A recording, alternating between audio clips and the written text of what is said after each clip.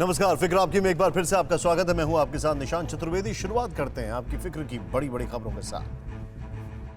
सबसे पहले हम जवाब तलाशेंगे उस सवाल का जो 100 करोड़ का है। सवाल यह है कि क्या हमारे देश में खाकी और खादी का मिलावटी गठबंधन पूरे सिस्टम पर हावी हो चुका है? महाराष्ट्र पुलिस और वहां के नेताओं का खेला देश पर क्या असर डाल रहा है, आज हम ये भी आपको दिखाएंगे।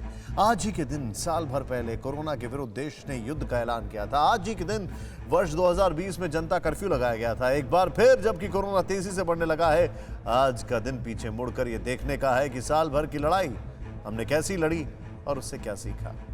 इसके बाद हम आपको बंगाल, असम और बाकी राज्यों में होने वाले चुनावों की खबर दिखाएंगे। गृह मंत्री अमित शाह ने डबल इंजन की सरकार को लेकर क्या दावा किया है और नागरिकता कानून पर उन्होंने क्या तर्क दिया, आज आपको सुनना चाहिए। आखिर में आज आपको बताएंगे कि कल के लिए जल कैसे बचाएं। आज जल दिवस है, इसलिए आपको पानी बचाने का संकल्प जरूर लेना चाहिए। आज सबसे पहले फिक्र खाकी और खादी की और इससे जुड़े सियासी भूचाल की। आपने कई बार खाकी धारियों और खादी धारियों को संविधान की शपथ लेते देखा होगा। ये लोग अपने कर्तव्यों को पूरी लगन, निष्ठा और ईमानदारी के साथ निभाने की शपथ खाते हैं। लेकिन पिछले कुछ दिनों से महाराष्ट्र में जो कुछ हो रहा है वो खाकी और खादी के दागदार गठजोड़ को बेनकाब कर रहा है। ये बताने के लिए हम आपको ग्राफिक्स के जरिए एक सीक्वेंस समझाते हैं। आइए चलते हैं। पिछले महीने मुंबई में जो कुछ हुआ उससे सबको हैरान किया। दरअसल सबसे बड़े उद्योगपति मुकेश अंबानी के घर एंटिलिया के पास विस्फोटक से भरी एक गाड़ी मिली, जिसकी जांच मुंबई पुलिस की क्राइम ब्रांच को सौंपी गई। इसी केस में एएसआई सचिन वाजे की एंट्री हुई तो पता चला कि विस्फोटक से भरी कार का एक व्यापारी मनसुख हिरेन की थी। जांच के ही बीच मनसुख की संदिग्ध मौत की खबर भी आती है और फिर इस केस की जांच एनआईए के पास आई। एनआईए ने बड़ा खुलासा किया और एंटिलिया केस के इन्वेस्टिगेटिव ऑफिसर वाजे को एक्सपोज किया, जिसके बाद सचिन वाजे को गिरफ्तार किया गया। यही घटनाक्रम आगे बढ़ा तो मुंबई पुलिस कमिश्नर परमबीर सिंह को हटाया गया, जिसके बाद परमबीर ने बड़ा खुलासा किया कि महाराष्ट्र के गृह मंत्री सचिन वाजे को हर महीने 100 करोड़ वसूली का टारगेट दे रहे थे। तो यह है महाराष्ट्र के खादी और खाकी का गठजोड़। आज हम इसी गठजोड़ का विश्लेषण करेंगे और यह जानने की कोशिश करेंगे कि क्या इससे देश भर में पुलिस की छवि धूमिल हुई है। यहां पर देखें आप, टारगेट एंटिलिया, स्कॉर्पियो कार में जिलेटिन, क्राइम ब्रांच को जांच, सचिन वाजे की एंट्री होती है। स्कॉर्पियो कार मनसुख की है, मनसुख की मौत, जांच एनआईए के पास जाती है। एनआईए का बड़ा खुलासा, एंटिलिया केस में 10 वाजे एक्सपोज होते हैं। सचिन वाजे सस्पेंड, मुंबई पुलिस पर दाग, कमिश्नर परमबीर सिंह हटाए जाते हैं। 100 करोड़ वाला खुलासा और देशमुख मास्टरमाइंड होते हैं। हालांकि मुंबई पुलिस के पूर्व कमिश्नर परमबीर सिंह ने केस खुलासे पर मुंबई से दिल्ली तक दंगल मच गया। लेकिन आज परमबीर सिंह ने इस मामले को लेकर कई और खुलासे किए और सुप्रीम कोर्ट का दरवाजा भी खटखटाया। इन्होंने अपनी याचिका में सीएम उद्धव ठाकरे को लिखे पत्र में लगाए गए आरोपों की जांच सीबीआई से कराए जाने की मांग की। देख रहे हैं आप, ये खुलासे हुए। खुद को होमगार्ड विभाग में ट्रांसफर को लेकर भी इन्होंने याचिका लगाई और अनिल देशमुख के घर के बाहर की सीसीटीवी फुटेज को जब्त कर उसकी जांच कराए जाने की भी मांग की है, ताकि सच्चाई सामने आ सके। उधर वसूली का आरोप झेल रहे अनिल देशमुख के बचाव में एनसीपी सुप्रीमो शरद पवार कूद पड़े हैं, लेकिन बीजेपी शरद पवार को उन्हीं के दावों पर घेर रही है और संदेश दे रही है कि ये खाकी और खादी का मिलावट गठबंधन है।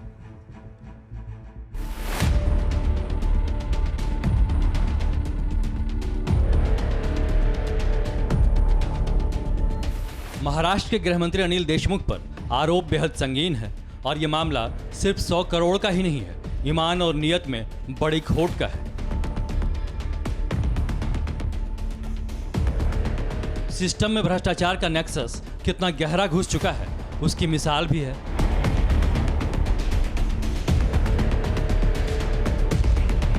राज्य के नंबर 1 मंत्री पर इतने गंभीर आरोप लगे तो मुख्यमंत्री उद्धव तक सख्ते में आ गए।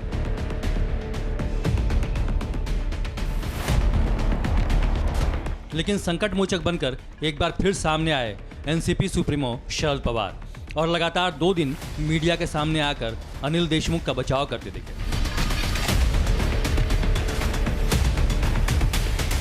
इन्वेस्टिगेशन का जो समय है वो समय में वो नहीं थे मुंबई में, वो नागपुर में हॉस्पिटल थे।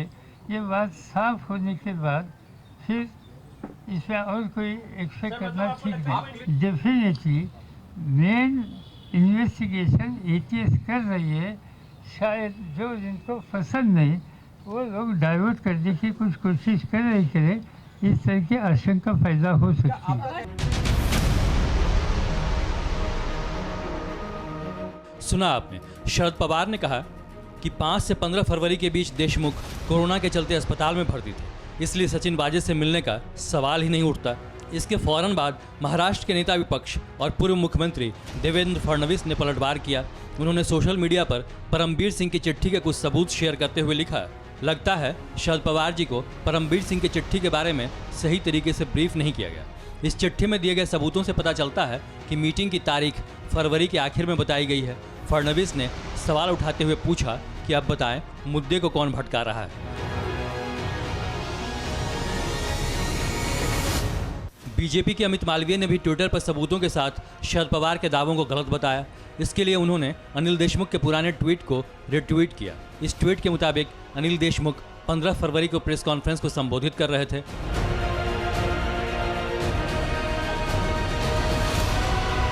अमित मालवीय ने एक और पुराने ट्वीट को रिट्वीट किया, जिसमें जिक्र है कि 8 फरवरी को कांग्रेस का एक डेलीगेशन महाराष्ट्र के गृह मंत्री से मिला। मालवीय ने सवाल पूछा कि क्या यह डेलीगेशन अनिल देशमुख से अस्पताल में मिला था।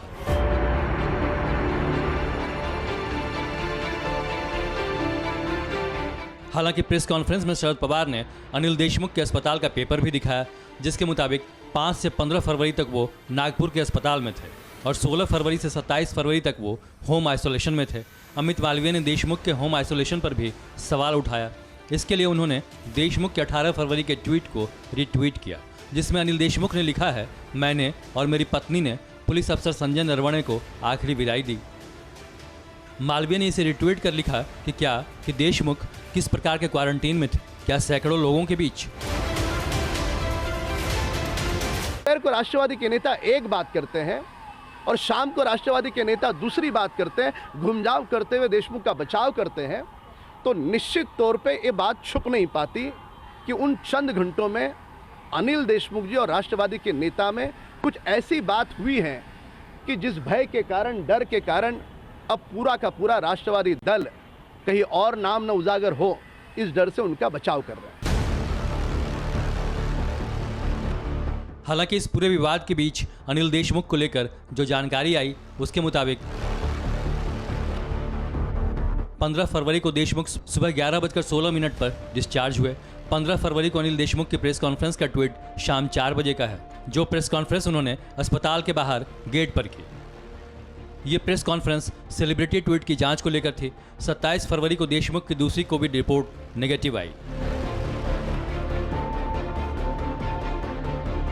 मतलब खाकी और खादी के गठजोड़ और 100 करोड़ के वसूली केस में लड़ाई आमने सामने की है। बीजेपी हमलावर है और महाअघाड़ी ने बचाव में सबसे सीनियर लीडर शरद पवार को उतार दिया है। इस बीच इस पूरे मामले का खुलासा करने वाले परमबीर सिंह ने फिर चुप्पी तोड़ी और मीडिया कर्मियों से ऑफ द रिकॉर्ड बातचीत की। इस दौरान परमबीर सिंह ने बताया कि सचिन वाजे और एसीपी पाटिल गृहमंत्री देशमुख से कई बार मिले। कोई गृहमंत्री से क्यों नहीं पूछता कि मुलाकात हुई या नहीं। जिस दिन वाजे ने व्हाट्सएप स्टेटस डाला, उस दिन मैंने मिलने बुलाया था, लेकिन उसके बाद ही उसकी गिरफ्तारी हो गई। मतलब एक तरफ खादी और खाकी के खेल पर खुलासा दर खुलासा हो रहा है, तो दूसरी तरफ इसी के नाम पर सियासी दंगल मचा है, जिसमें शहमात का खेल चल रहा है, जिसमें अभी सीएम उद्धव ठाकरे ने चुप्पी साध रखी है और महाराष्ट्र के सबसे बड़े मंत्री की गर्दन फंसी है।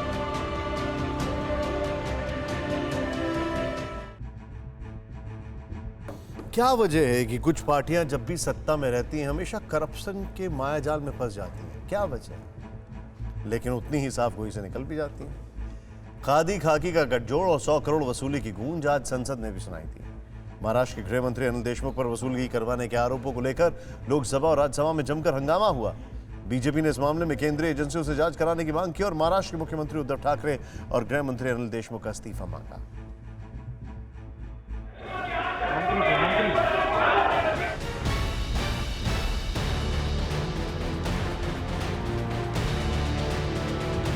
क्योंकि छोटा मोटा आरोप नहीं था, 100 करोड़ रुपया महीने की वसूली एक बहुत बड़े आरोप की बात थी। ये एक चिंता का विषय है। जिस दिन उद्धव ठाकरे की सरकार आई, उन्होंने पहला काम कराया कि सचिन वाजे को ज्वाइन करवाइए। 100 करोड़ इंटू 12 महीने, मतलब आप सोचिए 1200 करोड़, और उसके बाद आने वाले 5 साल।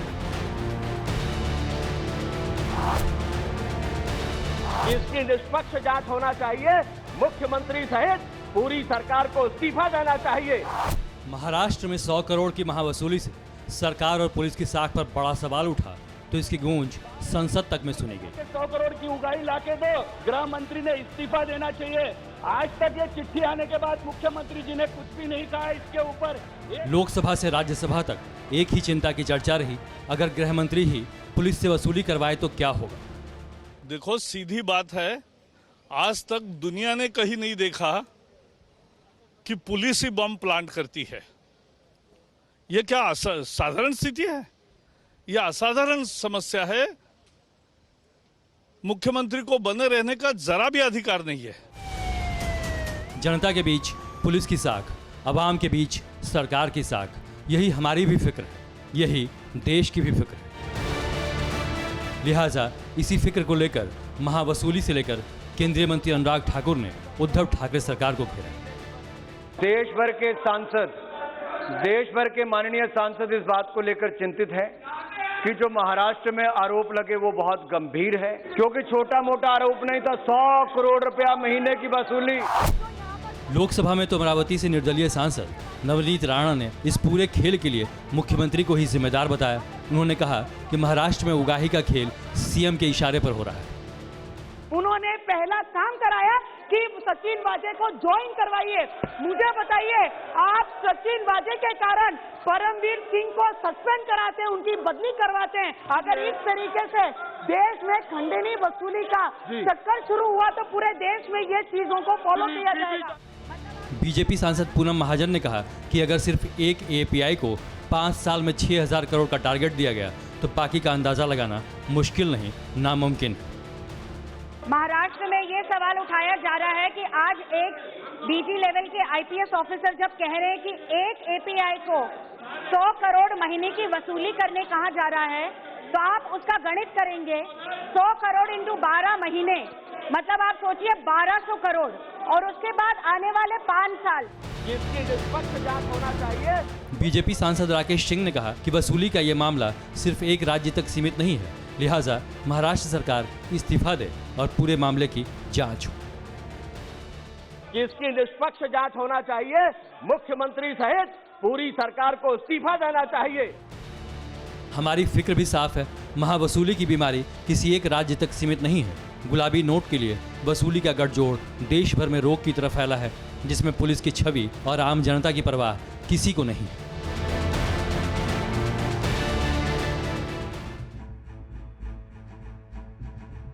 महाराष्ट्र की सत्ता में भ्रष्टाचार का खेल पुराना है। खाकी और खादी के कनेक्शन ने कई बार वहां सत्ता के गलियारे में सनसनी मचाई है। अनिल देशमुख पर लगे आरोप चाहे जिस दिशा में जाएं, ऐसे सियासतदानों की लंबी लिस्ट है, और सच यही है कि ऐसे नेताओं के एक हाथ में भ्रष्टाचार के दाग हैं और दूसरे हाथ में सत्ता की मलाई।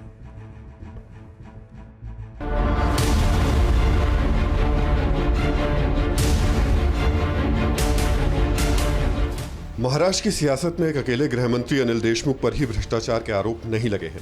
सूबे की महागाड़ी सरकार दागदार योद्धाओं से भरी हुई है। एक रिपोर्ट के मुताबिक मौजूदा महाराष्ट्र सरकार के 64% मंत्रियों पर आपराधिक मुकदमे दर्ज हैं। उद्धव कैबिनेट के 42 में से 27 मंत्री दागदार हैं। महाराष्ट्र के सियासी इतिहास में मंत्रियों पर क्रिमिनल केस आम है, चाहे शिवसेना हो या एनसीपी, बीजेपी या कांग्रेस। जब जिसकी सरकार रही, हर सरकार में ऐसे चेहरे रहे जिन पर भ्रष्टाचार के गंभीर आरोप लगे और केस भी चले। महाराष्ट्र के मौजूदा उप मुख्यमंत्री अजीत पवार पर सिंचाई घोटाले का आरोप है। छगन भुजबल 2016 में जमीन घोटाले के दोषी पाए गए। छगन भुजबल को 2016 से 2018 तक जेल हुई और अब वो महाराष्ट्र सरकार में मंत्री हैं। इससे पहले देवेंद्र फडणवीस सरकार में शिक्षा मंत्री रहे विनोद तावड़े भी भ्रष्टाचार के आरोपों में घिरे थे। तावड़े पर 2015 में 191 करोड़ के टेंडर घोटाले का आरोप लगा था, जबकि महाराष्ट्र के पूर्व मुख्यमंत्री अशोक चव्हाण को आदर्श हाउसिंग घोटाला केस में इस्तीफा देना पड़ा था। इसके अलावा महाराष्ट्र में नेता, पुलिस और अपराधियों के गठजोड़ के मामले पहले भी सामने आते रहे हैं। पूर्व पुलिस कमिश्नर परमवीर सिंह ने वाजे के बहाने मौजूदा गृह मंत्री अनिल देशमुख पर जो आरोप लगाए, ऐसे आरोप पहले भी लग चुके हैं। 1993 में आई वोहरा कमेटी ने अंडरवर्ल्ड और मुंबई पुलिस की सांठगांठ की रिपोर्ट दी। 1999 में मुंबई पुलिस कमिश्नर ने 17 पुलिस अधिकारियों के अंडरवर्ल्ड से रिश्ते की जानकारी दी। 2015 में बीजेपी नेता और पूर्व गृह सचिव आर.के. सिंह ने खुलासा किया था कि कुछ करप्ट पुलिस वालों की वजह से वाजपेयी सरकार के दौरान दुबई में दाऊद इब्राहिम को मार गिराने का प्लान फेल हो गया था। जरा सोचिए, कोई आम आदमी जब पुलिस के पास अपनी शिकायत लेकर जाता है तो क्या होता है? 100 में से 90 शिकायतें ये मिलती हैं कि पुलिस सुनती नहीं। जाहिर है जिस पुलिस पर जनता का पहले से ही भरोसा हिला हुआ है, उसकी छवि महाराष्ट्र की इस घटना ने और खराब की।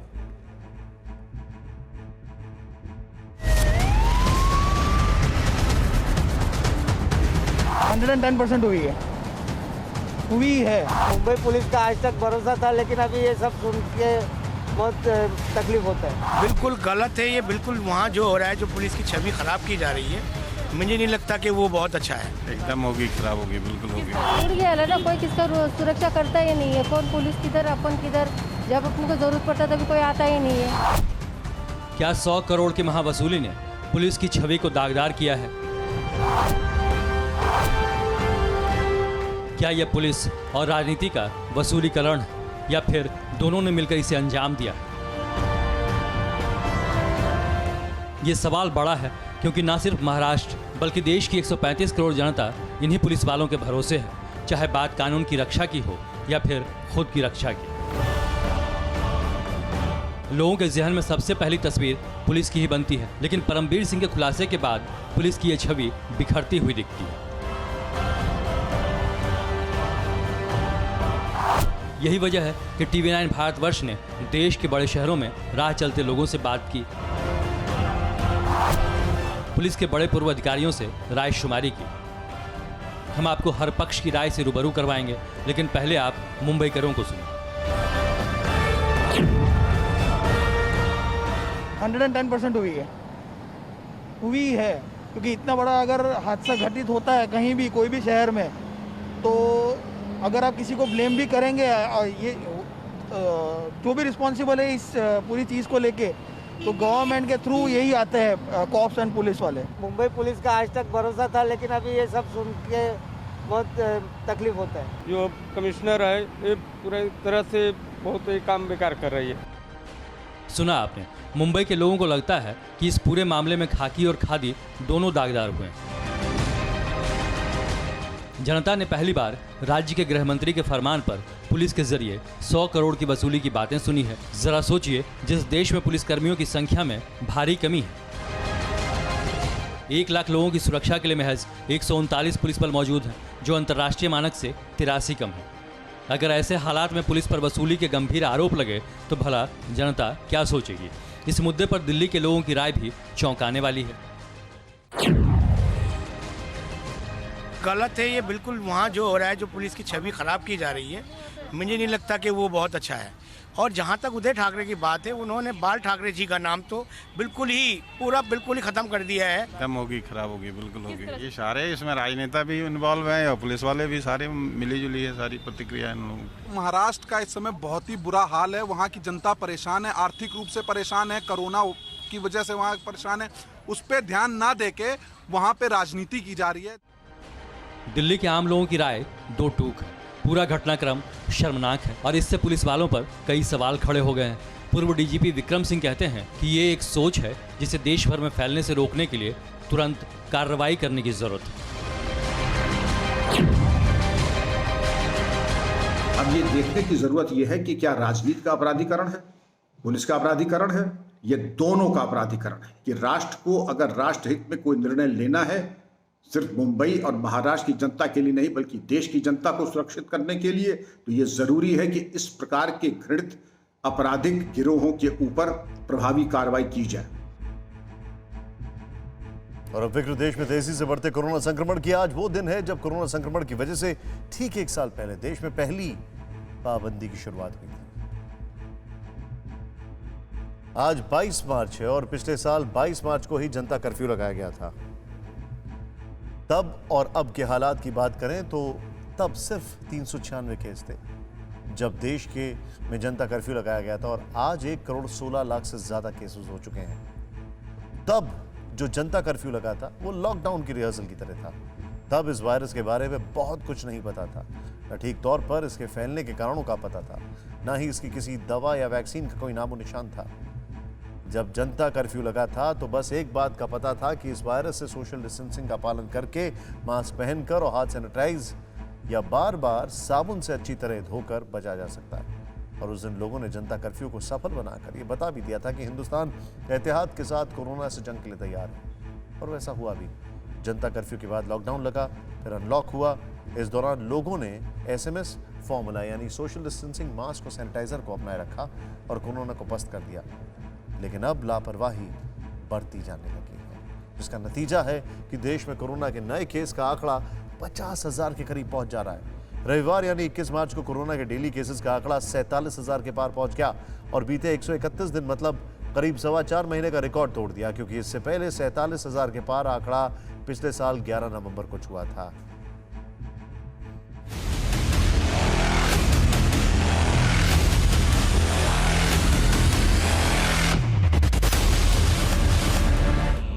बाईस मार्च 2020 ठीक 1 साल पहले लोगों को जागरूक करने के लिए देश में जनता कर्फ्यू लगा था। एक दिन देश बंद रहा था और शाम को ताली थाली बजाकर हर हिंदुस्तानी ने कोरोना के खिलाफ लड़ाई में अपने समर्थन का ऐलान किया। जनता कर्फ्यू के बाद लॉकडाउन का लंबा दौर भी देश ने देखा, जिससे कोरोना को काबू करने में बहुत हद तक कामयाबी हासिल हुई, क्योंकि लोगों ने इसका पालन किया था। सावधानी के कई सबक और तरीके सीखे थे, जिनसे कोरोना संक्रमण की कड़ी को कमजोर किया जा सका था। लेकिन अब लापरवाही बरतकर कमजोर पड़ चुके कोरोना को फिर से मजबूत बना दिया गया है। 1 साल पहले जो 3 सबसे अहम सबक मिले थे वो अब लोग भूलने लगे हैं। एक है सोशल डिस्टेंसिंग यानी 2 गज की दूरी, जिसे अब लोग ज़रूरी नहीं समझ रहे हैं। दूसरा मास्क, जिसने कोरोना के खिलाफ एक कवच का काम किया, वो भी अब लोगों को बोझ लगने लगा है। और तीसरा है सैनिटाइज़र, जिसका इस्तेमाल करने से लोग कतरा रहे हैं।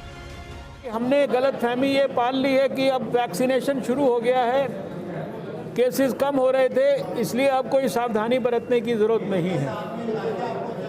एक इलाके में अगर थोड़े से कोविड के केसेस आ जाएं, लेकिन अगर इलाके के लोगों ने प्रिकॉशन लिया हुआ है, मास्क पहना हुआ है, तो उन थोड़े से केसेस को बड़ा नंबर होने में उसकी कोई संभावना नहीं है।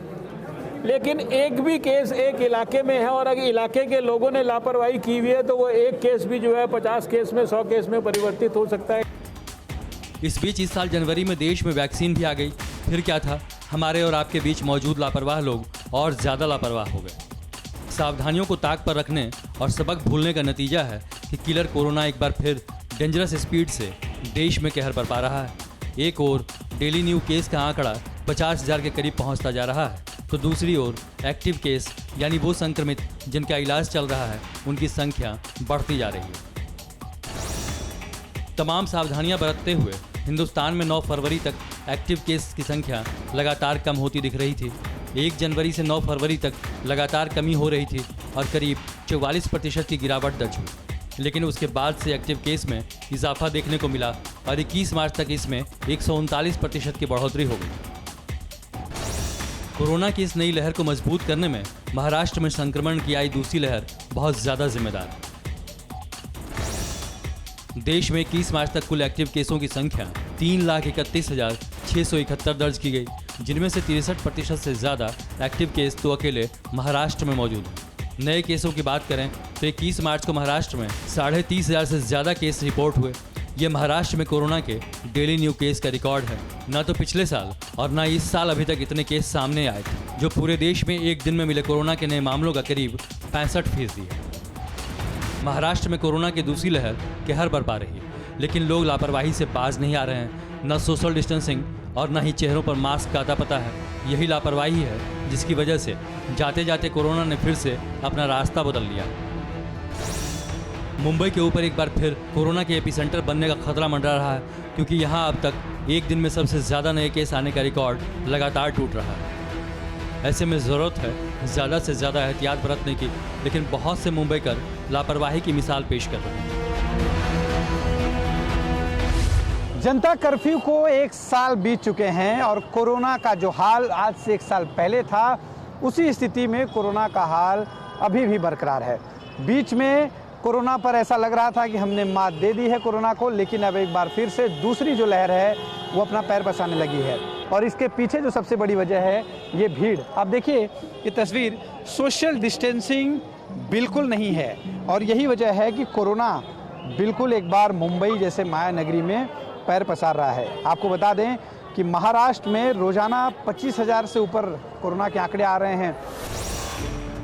बीते 24 घंटे में महाराष्ट्र में सबसे ज़्यादा संक्रमण के केस पुणे में सामने आए हैं। उसके बाद मुंबई, नासिक, ठाणे और औरंगाबाद ने एक बार फिर पिछले साल के पीक को मात दी। इस वक्त महाराष्ट्र के 10 जिलों में लॉकडाउन है। आंशिक लॉकडाउन और नाइट कर्फ्यू जैसी पाबंदियां फिर से लागू हैं, जो आगे और सख्त होने की आशंका बढ़ती जा रही है।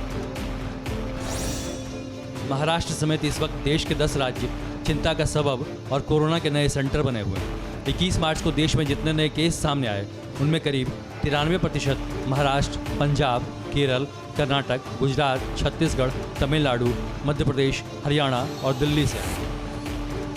हालात देश की राजधानी दिल्ली में भी तेजी से बिगड़ने की राह पर हैं, क्योंकि यहाँ भी मास्क और सोशल डिस्टेंसिंग को लोग बोझ समझने लगे हैं। दिल्ली के लोगों में अभी भी कोरोना के प्रति सतर्कता नजर नहीं आ रही। इस वक्त हम दिल्ली की दरियागंज मंडी में मौजूद हैं, जहां आपको दिखाना चाहेंगे कि कोरोना से बचाव के लिए सबसे बड़ी जो हथियार हैं, मास्क और सामाजिक दूरी, वो नजर नहीं आ रही है। आप देख सकते हैं कि यहाँ खुद जो दुकानदार हैं वो बिना मास्क के बैठे हुए हैं। भीड़ मार्ग मंडी में नजर आ रही है। हालांकि अभी 10 बजे का वक्त है और इस वक्त मंडी में भीड़ कम हो जाती है, लेकिन उसके बावजूद आप यहाँ देख सकते हैं कि लोग जो हैं वो सामाजिक दूरी का पालन करते हुए नजर नहीं आ रहे हैं। मास्क के बिना तमाम लोग यहाँ पे नजर आ रहे हैं। दिल्ली में कोरोना का ग्राफ लगातार ऊपर चढ़ता जा रहा है। तेजी से नए संक्रमितों की संख्या बढ़ रही है। लगातार 2 दिन से तो कोरोना के मामले 800 से ज़्यादा आ रहे हैं। तेजी से बिगड़ते हालात को लेकर एक बड़ी मीटिंग भी हुई। बताया जा रहा है कि दिल्ली डिजास्टर मैनेजमेंट अथॉरिटी की बैठक में एक बड़ी पाबंदी पर विचार किया गया है। सूत्रों के मुताबिक दिल्ली में सार्वजनिक रूप से होली मनाने पर रोक लगाई जा सकती है और इसको लेकर जल्द ही आधिकारिक आदेश जारी हो सकता है। दिल्ली में विचार होने से पहले इस मुद्दे पर गुजरात में कठोर फैसला हो चुका है। गुजरात में बीते दिन कोरोना के 1580 रिकॉर्ड मामले सामने आए। ये लगातार दूसरा दिन था जब कोरोना के केस 1500 के पार रहे, जिसके बाद गुजरात सरकार ने इस बार राज्य में होली खेलने पर रोक लगा दी है। सिर्फ सीमित संख्या में होलिका दहन की इजाज़त होगी, रंग खेलने की नहीं। दरअसल जिस तरह से कोरोना रफ्तार पकड़ रहा है, उसके लिए होली में जुटने वाली भीड़ सुपर स्प्रेडर साबित हो सकती है। इसलिए पाबंदी शुरू हो गई है और अगर लोगों ने इसी तरह लापरवाही जारी रखी तो इन पाबंदियों को लॉकडाउन में बदलते देर नहीं लगेगी।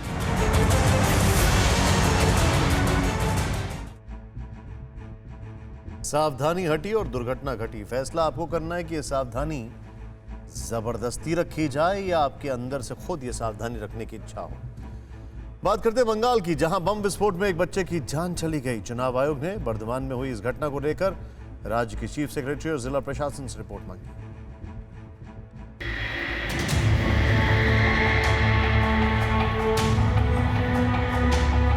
पहले दौर की वोटिंग से 5 दिन पहले पश्चिम बंगाल के बर्धमान में जो विस्फोट हुआ, उसकी कई तस्वीरें हम आपको दिखा नहीं सकते क्योंकि आप इसे देख नहीं पाएंगे।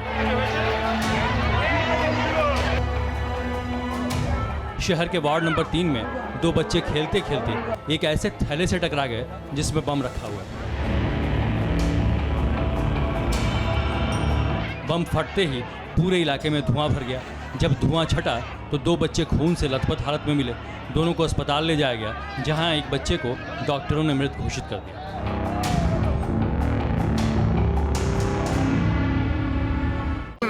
আমি পাহাড়ের পড়ায় ছিলাম, এসে দুটো বিরাট বিকট আওয়াজের শুনলাম, হ্যাঁ আওয়াজ, বোমের আওয়াজ। সঙ্গে সঙ্গে ছুটে এলাম, এসে দেখলাম ওই বাচ্চা ছেলেটাকে বোমটা মেরেছে। বাচ্চা ছেলের মুখটা একদম পুরো ফ্র্যাকচার হয়ে গেছে। ওর মানে অবস্থা এতটাই কঠিন, সঙ্গে সঙ্গে তোকে হসপিটালে নিয়ে যাওয়া হলো। বোম এলো কোথা থেকে, বোমটা কোথা থেকে কে নিয়ে এসছে আমি কিন্তু কোনোটাই দেখিনি। इस घटना के बाद पूरे इलाके में दहशत है। पुलिस फिलहाल ये पता करने की कोशिश कर रही है कि बम वहाँ किसने और क्यों रखा। कुछ दिनों पहले बैरकपुर में बीजेपी सांसद अर्जुन सिंह के घर के बाहर बम से हमला किया गया था। राज्य में आए दिन अलग अलग जगहों से बम बरामद किए जा रहे हैं।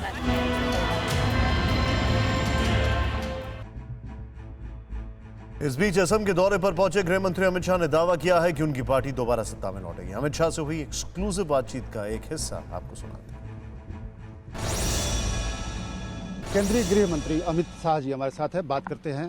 अमित शाह जी, आज जो आपने प्रचार में कहा है कि डबल इंजन की सरकार फिर से दोबारा चाहिए, आपको लगता है कि डबल इंजन की सरकार आने जा रही है? जी, निश्चित रूप से यहाँ डबल इंजन सरकार बनने जा रही है। मोदी जी के नेतृत्व में फिर से एक बार आसाम में हमारी सरकार बनने जा रही है। अगले 5 साल के अंदर मोदी जी ने एक बृहद योजना पूरे नॉर्थ ईस्ट के लिए बनाई है और विशेषकर आसाम के लिए बनाई है, जो आसाम को बाढ़ मुक्त बनाएंगे। मैं यहाँ से मुख्यमंत्री जी के क्षेत्र में जा रहा हूँ, वहाँ पर एक द्वीप जैसा है। जब बाढ़ आती है तो कटाव ऐसे होते हैं कि घर के घर, गांव के गांव चले जाते हैं। तो सैटेलाइट इमेज से इसका पूरा प्लानिंग कर बाढ़ नियंत्रण के लिए बड़े बड़े सरोवर और बड़े बड़े तालाब बनाकर इसमें बाढ़ के पानी को डाइवर्ट करना, वहाँ इसके माध्यम से इरिगेशन भी होगा और पर्यटन भी बढ़ेगा और पूरा आसाम बाढ़ मुक्त करने की दिशा में हम आगे बढ़ने वाले हैं। चुनावों को बहुत करीब से भांप लेते हैं कि क्या होने जा रहा है। कांग्रेस ने इस बार गठबंधन किया है बदरुद्दीन अजमल के साथ, आपको लगता है कि उनके बेहतर परफॉर्मेंस कर पाएंगे? कांग्रेस हारने के सबसे बड़े कारण में अगर कोई कारण रहने वाला है तो बदरुद्दीन से गठजोड़। मुझे एक बात आप बताइए भला, बदरुद्दीन को गोदी में बिठाकर आप घुसपैठ रोक सकते हो क्या? आतंकवाद रोक सकते हो क्या? यही कांग्रेस पार्टी की है जिसके मुख्यमंत्री ने कहा था कि हु इज बदरुद्दीन, और आज वही कांग्रेस पार्टी जीतने के लिए बदरुद्दीन की गोदी में बैठी हुई है। ये अजीब प्रकार की सेक्युलर पार्टी है। यहाँ बदरुद्दीन अजमल के साथ समाधान करती है, बंगाल में फुरफुरा शरीफ के पीरजादा के साथ समाधान करती है और केरल में मुस्लिम लीग के साथ समाधान करती है। मैं नहीं समझ पाता है किस प्रकार का सेक्युलरिज्म है। मोदी जी के नेतृत्व में हमने तय किया है घुसपैठ को हम बर्दाश्त नहीं करेंगे और घुसपैठ को रोकने के लिए हमारा कमिटमेंट जस का तस है। 5 साल में काफी घुसपैठ रोक पाए हैं, अगले 5 साल में कभी घुसपैठ न हो, इस प्रकार की स्थिति का हम निर्माण करेंगे। राहुल गांधी यहाँ आए थे अभी 3 दिन पहले, उन्होंने कहा कि हम जब सरकार में आएंगे तो सीएए खत्म कर देंगे, नहीं आने देंगे, विधानसभा में पारित कराएंगे। और प्रियंका गांधी जा रही हैं चाय बागानों में और कह रही हैं कि हम आपका वेजेज बढ़ा देंगे। 2 तरह की बात चल रही है, क्या आप मानते हैं? नहीं, 2 तरह की बात राहुल गांधी कर रहे हैं। वो दिल्ली में कहते हैं कि एनआरसी नहीं चाहिए, हिम्मत है तो आसाम में बोल दे जरा कि एनआरसी नहीं करेंगे। क्यों राहुल गांधी चुप हो जाते? के लिए पर्यटन है। हम रिलीजियसली चाय बागान के श्रमिकों के लिए 5 साल काम किए। सर्बानंद जी की सरकार ने 12,000 रुपया सगर्भा माता को देने का काम किया है। 7.5 लाख बैंक अकाउंट खोलकर उनकी तनख्वाह सीधी अब उनके बैंक अकाउंट में जा रही है। पोषणक्षम आहार देने का काम भारतीय जनता पार्टी की सरकार ने किया है।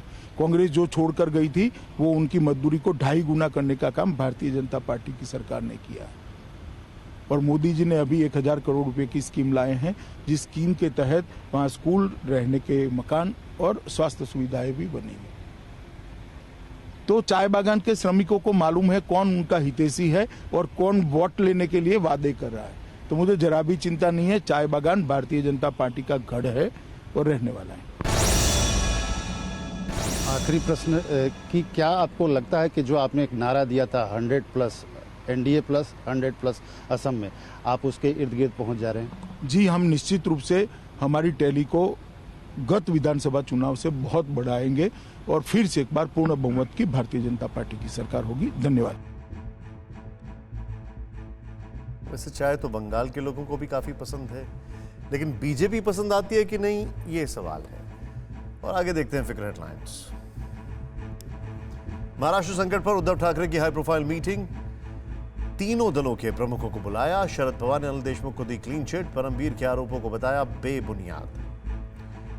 सांसद नवनीत राणा ने स्पीकर को लिखी चिट्ठी, शिवसेना सांसद अरविंद सावंत पर लगाया धमकाने का आरोप, कहा मनसुख और वाजे मामले पर धमकाया। सावंत ने आरोपों को बेबुनियाद बताया।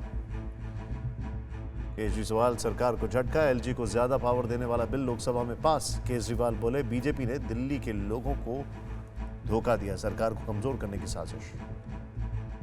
कोविशील्ड वैक्सीन को लेकर केंद्र का सभी राज्यों को निर्देश, कोविशील्ड की पहली और दूसरी डोज के बीच दायरा बढ़ाने का फैसला, 6 से 8 हफ्ते का होगा गैप। राष्ट्रीय फिल्म पुरस्कारों का ऐलान, मणिकर्णिका और पंगा के लिए कंगना को सर्वश्रेष्ठ अभिनेत्री का अवार्ड, छिछोरे बेस्ट हिंदी फिल्म बनी।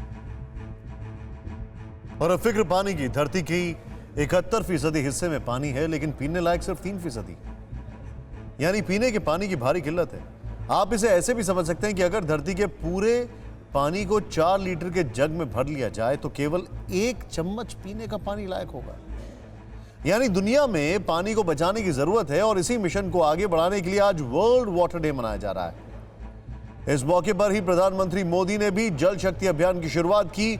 इस अभियान को कैच द रेन नाम दिया गया है। पीएम मोदी ने वीडियो कॉन्फ्रेंसिंग के जरिए कहा कि मनरेगा का पैसा और कहीं नहीं जाना चाहिए, इसकी एक एक पाई पानी बचाने के काम आनी चाहिए। प्रधानमंत्री ने कहा कि मानसून आने में अभी कुछ हफ्ते का समय है, इसीलिए हमें पानी बचाने की तैयारियां अभी से जोरों से करनी है। टैंकों, तालाब और कुओं की सफाई करनी है ताकि जल संरक्षण के रास्ते में कोई रुकावट ना हो और जल्द से कल को बचाया जाए। ऐसे में आज हमें भी जल संरक्षण की जिम्मेदारी निभाते हुए 5 संकल्प लेने चाहिए। आइए आपको बताते हैं कि अपने घर में आप कैसे कैसे छोटे कदम उठाकर सैकड़ों लीटर पानी बचा सकते हैं। पहला संकल्प है 5 मिनट से कम का शावर लें। अगर हम 5 मिनट से कम का शावर लेंगे तो रोज 30 लीटर पानी बचेगा। दूसरा संकल्प है टूथब्रश करते हुए टैप बंद रखें। आप जानकर चौंकेंगे कि एक टैप से 1 मिनट में 9 लीटर और 2 मिनट में 18 लीटर पानी निकलता है। अगर टूथब्रश करते वक्त टैप को 2 मिनट के लिए भी बंद कर दें तो पानी की बड़ी बचत होगी। तीसरा संकल्प है वाटर सेविंग फ्लश लगाना। हर घर में वाटर सेविंग फ्लश लगाने से हर साल 700 लीटर पानी बचेगा। चौथा संकल्प है वॉशिंग मशीन और डिश वॉशर पूरे लोड के साथ चलाएं, यानी कम कपड़े या कम बर्तन के साथ वॉशिंग मशीन या डिश वॉशर चलाने पर पानी की बर्बादी ज़्यादा होती है। पांचवा संकल्प है घर में हर एक लीकेज को बंद कराएं, क्योंकि एक लीकेज से रोज 75 लीटर पानी बर्बाद हो सकता है। इन छोटे छोटे संकल्पों से हम जल भी बचा सकते हैं और कल भी। और अब देखते हैं जो है सो।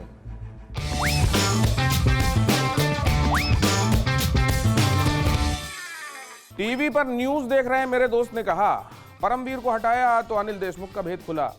अनिल देशमुख को हटाया तो न जाने कितने चेहरे बेनकाब होंगे, इसलिए अनिल देशमुख बचाए जा रहे हैं। ये तुरपाई अगर उधड़ी तो पूरी सिलाई खुल जाएगी। उसकी दलील में दम था, पर मैं सोच रहा था कि कमाल का संयोग है, आज ही के दिन साल भर पहले संक्रमण की चेन तोड़ने के लिए जनता कर्फ्यू लगा था और आज तोहमतों की चेन तोड़ने के लिए शरद पवार लचर लॉजिक वाली प्रेस कॉन्फ्रेंस करते नजर आए।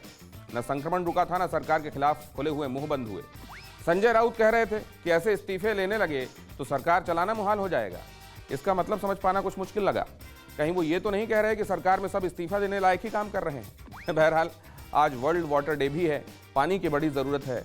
पीने के पानी के साथ साथ आंखों में भी पानी कम होता जा रहा है। वाजे टाइप कलेक्शन के बीच थोड़ा पानी के कलेक्शन की भी सोचना चाहिए। बाकी तो जो है सो है।